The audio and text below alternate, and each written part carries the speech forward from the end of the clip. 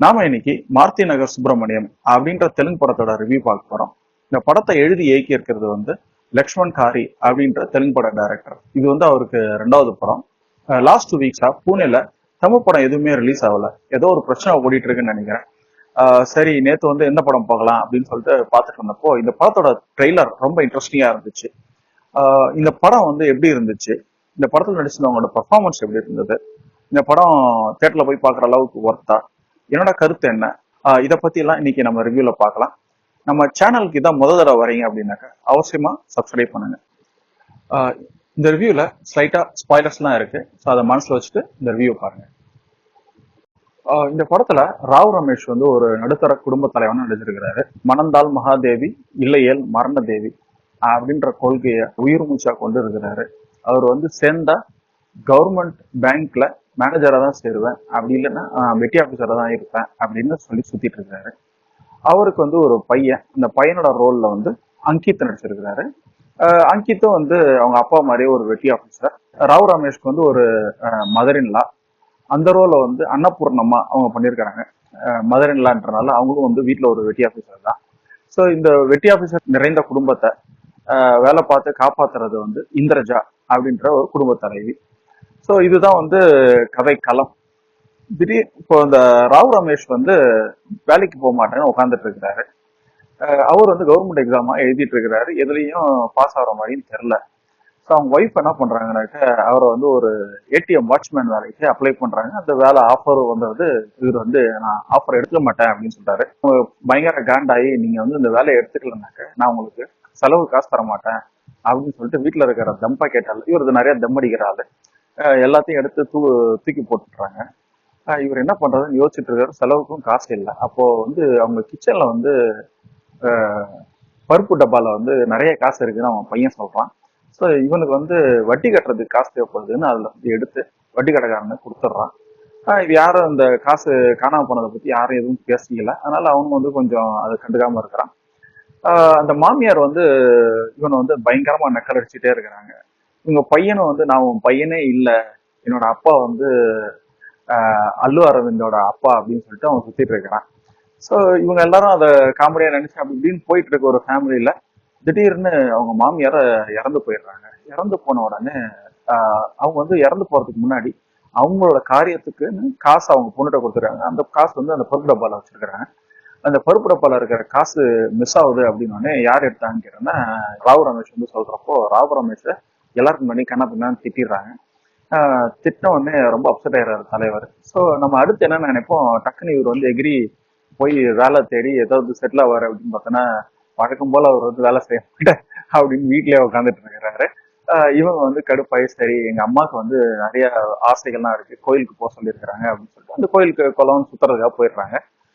இந்த மீன் டைம்ல இவரும் உங்க பையனும் வீட்டுல இருக்கிறாங்க. வீட்டுல இருக்கிறப்போ அவருக்கு வந்து திடீர்னு ஒரு பேங்க் அக்கௌண்ட்ல ஒரு 10 லட்ச ரூபா வந்து உழுது. சரி என்னடா ஆச்சு அப்படின்னு யோசிச்சு பாக்குறாரு. அவரு பக்கத்து வீட்டுக்காரன் வந்து சொல்றான், இந்த மாதிரி பேங்க்ல ஆக்சிடென்டெல்லாம் நிறைய பேங்க்ல நிறைய அக்கௌண்ட்டுக்கு வந்து 10 லட்ச ரூபா நிறைய அமௌண்ட் டிரான்ஸ்ஃபர் ஆகிருக்காங்க. அது வந்து இன்னும் கொஞ்ச நாள் நம்ம கிட்ட இருந்து எடுத்துப்பாங்க அப்படின்னு சொல்றாரு. சரி அதனால அதை செலவு பண்ணாம வைக்கணும் அப்படின்னு சொல்லிட்டு வச்சுட்டு இருக்கிறான்.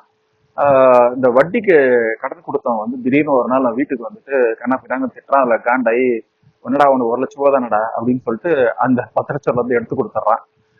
கொடுத்த உடனே 9 லட்சம் தான் இருக்கு மிச்சம். இப்ப அந்த பேங்க்காரன் வந்தானா என்ன பண்றதுன்னு யோசிச்சுட்டு இருக்கிறான். அப்புறம் திடீர்னு வந்து ஏதோ ஜோசியக்காரன் வந்து நிறைய செலவு பண்ணணும் அப்படின்னு சொல்றான். உடனே இவன் வந்து வீட்டுக்கு நிறைய தேவையான ஃப்ரிட்ஜ் வாஷிங் மிஷின் அது இதுன்னு செலவு பண்ணிடுறான். 10 லட்ச ரூபால வந்து வெறும் 4 லட்ச ரூபா தான் மிச்சம் இருக்கு. திடீர்னு அவங்க வீட்டுக்காரங்க வந்து ஃபோன் பண்ணி எங்க அம்மா வந்து இன்சூரன்ஸ் போட்டு உங்க பேர்ல போட்டு வச்சிருக்காங்க, 10 லட்ச ரூபா உங்க பேங்க் அக்கௌண்ட் வந்துச்சா அப்படின்னு கேட்டோன்னே ஆமா அப்படின்னு சொல்றான். இவன் வந்து என்னடா அது நம்ம 6 லட்ச ரூபா செலவாயிடுச்சு என்ன பண்றதுன்னு யோசிக்கிறப்போ அவங்க பையன் ஐடியா கேட்கறான். பையன் என்ன சொல்றான்னா அம்மா எப்போ வராங்கன்னு கேளு, அதுக்குள்ள நம்ம அரேஞ்ச் பண்ணிக்கலாம், இப்போதைக்கு வந்துருச்சுன்னு சொல்லிடு அப்படின்னு சொல்றான்.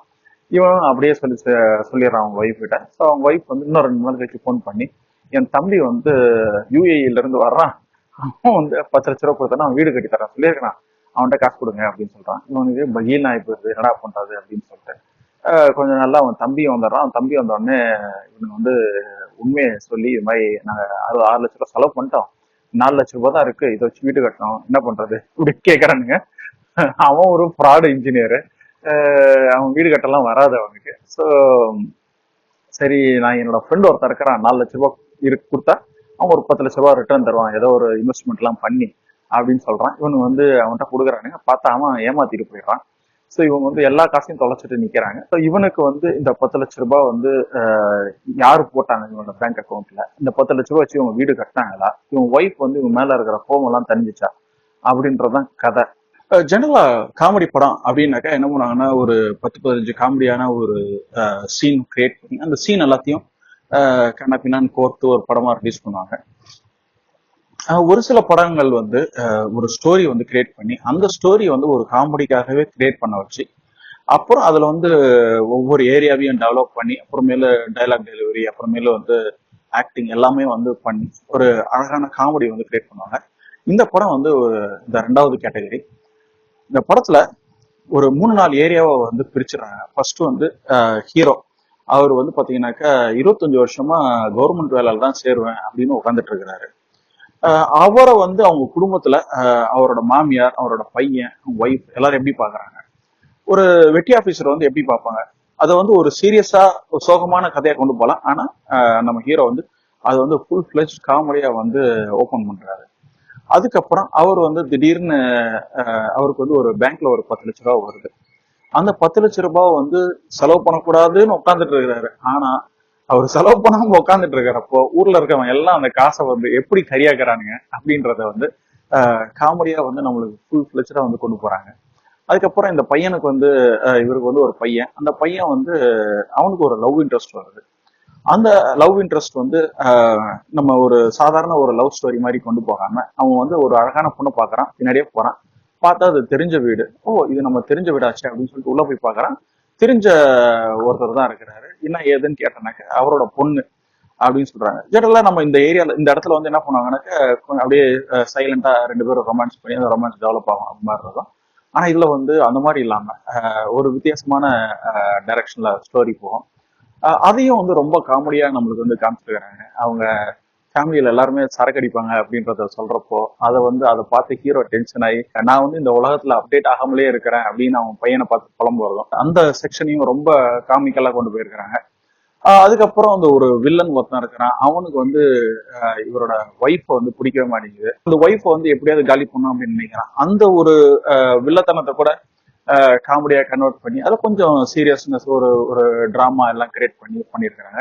அதே மாதிரி ஒருத்தர் வந்து 25 வருஷமா வேலை செய்யாம இருக்கிறப்போ அதை வந்து அவங்க ஒய்ஃப் வந்து அவங்களோட ஆங்கிள் வந்து காமெடி ஆகாம அதை வந்து கொஞ்சம் சீரியஸ் டிராமாவா கன்வெர்ட் பண்ணி இந்த காமெடிக்கு நடுவில் இந்த டிராமாவையும் நம்மளுக்கு வந்து ஸ்லைஸ் பண்ணி நடுவில் இது பண்ணி நம்மளுக்கு வந்து காமெடி வந்து போர் அடிக்காம நடுவில் டிராமா ஆட் பண்ணி ரொம்ப அழகா கதை திரைக்கதை அமைச்சிருக்கிறாங்க அப்படின்னு சொல்றேன் நான்.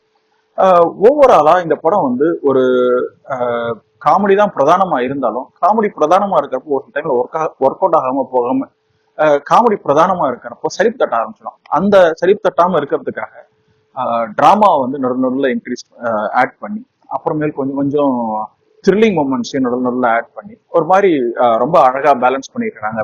இந்த படத்துல ராவ் ரமேஷ், அவரோட மதர் இன் லவ்வா நடிச்ச அன்னபூர்ணம்மா, அவரோட ஒய்ஃபா நடிச்ச இந்திரஜா, அது இல்லாம இவர் பையனா நடிச்ச அங்கித், அங்கித்தோட லவ்வரா வந்த ரம்யா, அவரோட அப்பாவா நடிச்ச ஹர்ஷவர்தன், இவங்க எல்லாருமே ஒண்டர்ஃபுல்லான பர்ஃபார்மன்ஸ் பண்ணியிருக்கிறாங்க. காமெடியா இருக்கட்டும், டிராமாவா இருக்கட்டும், எல்லாத்துலயுமே வந்து செம்ம சூப்பரா பண்ணியிருந்திருக்கிறாங்க அப்படின்னு சொல்லுறாங்க. இவங்க எல்லாரோட ஆக்டிங்கையும் இவங்களோட பர்ஃபார்மன்ஸையும் சினிமாட்டோகிராஃபி அண்ட் மியூசிக் ரெண்டுமே சூப்பரா என்ஹான்ஸ் பண்ணியிருக்கு. சார் மேடம் அப்படின்ற பாட்டு வந்து ரொம்ப சூப்பரா பிக்சரைஸ் பண்ணியிருக்காங்க. கேட்கறதுக்கும் நல்லா இருக்கு. லிரிக்ஸ் அவ்வளவு தூரம் எனக்கு புரியல தெலுங்குன்றனால.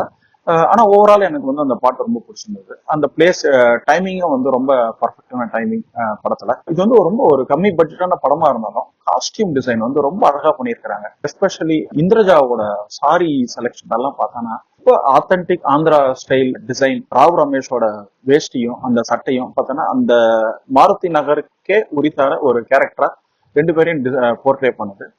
ரம்யாவோட காஸ்டியூம் வந்து அந்த படத்துக்கு தேவையான ஒரு ரொமான்டிக் ஆங்கிளை வந்து ரொம்ப அழகா காமிக்குது. இந்த படத்துல வந்து டைலாக்ஸ் எல்லாமே ரொம்ப சூப்பரா இருந்துச்சு. அதுல ஒரு 2-3 எனக்கு ரொம்ப பிடிச்ச டைலாக்ஸ் சொல்றேன். அவங்க மாமியார் வந்து எப்பவுமே ஒரு நக்கல் அடிச்சுட்டே இருக்கும். திடீர்னு ஒரு ஒரு இன்சிடென்ட்ல வந்து இந்த டைலாக் சொல்லுவாங்க, உன்னோட அதிர்ஷ்டம் ஆவுக்கு அளவு அப்படின்னாக்க உன்னோட துரதிருஷ்டம் ஆகாசம் அளவுக்கு அப்படின்னு சொல்லுவாங்க. அது தெலுங்குல சொல்றப்போ அந்த அம்மாவோட டைலாக் டெலிவரி, மாடுலேஷன் எல்லாத்தையும் வச்சு பாக்குறப்போ அந்த டைலாக் டெலிவரி ஆகிறப்போ ரொம்ப காமெடியா இருக்கும்.